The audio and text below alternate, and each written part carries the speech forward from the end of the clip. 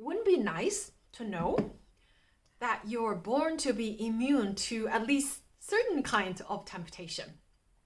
And that might just be true when it comes to alcoholism. There is a group of people whose genetic build determines that they will not develop alcoholism. Hello, I'm Xiao Yu. I'm a board-certified clinical laboratory geneticist. Here on my channel, I share fun, useful information under the broad topic of genetics. So if you like it, if you're interested, please subscribe. When it comes to the genetics of alcoholism, there are two groups of genes, the most well-known. The first group of genes encode alcohol dehydrogenase. These enzymes, they convert alcohol to acetaldehyde. The second group of genes encode aldehyde dehydrogenase. These are the enzymes that help get rid of acetaldehyde. So acetaldehyde is a toxic compound, and systemic accumulation of this chemical is going to make you very uncomfortable. Your heart is going to be racing, your face will turn red. It's called Asian flush in some ways, and you will experience nausea. So you don't like it when you have those accumulation. And therefore, if an individual has an unusual accumulation of acetaldehyde, the discomfort is so severe that it causes aversion of alcohol. And in a way, it protects the individual from developing alcoholism. And if you look at the genetics of that, the change can come in two ways. The genetic variants that leads to increased activity of alcohol dehydrogenase will produce high amount of acetaldehyde in a short amount of time, and that leads to discomfort.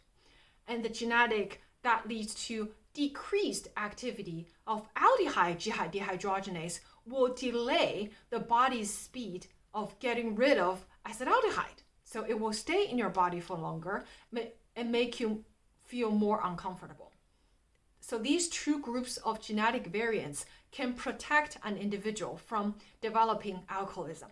However, the protection is incomplete.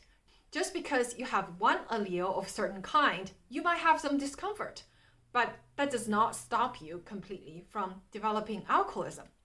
In the 1990s, a study conducted in Japan compared specifically the ALDH2 gene. So this is one of the important genes that make aldehyde dehydrogenase. And it looked at ALDH2 among Japanese men, compared the group that are alcoholic with the group that were not alcoholic. And the particular variant that the studies was interested in is ALDH2 number 2. This is the variant where the enzyme activity is low, so that the body has a hard time get rid of the toxic acetaldehyde. And what the study's shown is that when men only have one allele, remember we have two alleles, one from mom, one from dad. When a man only has one allele, they do experience discomfort. However, the social pressure will make them overcome this discomfort. I don't know if just manhood, maybe that's what people believe in. They will overcome and they develop alcoholism anyway. However, scientists search for individuals with two alleles of LDH2 number 2. So it means that the individual is homozygous. They get both alleles, one from dad, one from mom. And they see none of that among alcoholic individuals. So I guess when you have two of that, this discomfort is so severe that you will never touch alcohol. So yes, these people are genetically immune to alcoholism, and it can happen. One thing to keep in mind is that these genetic studies are done mostly among Asians. The variants are well studied among Asians.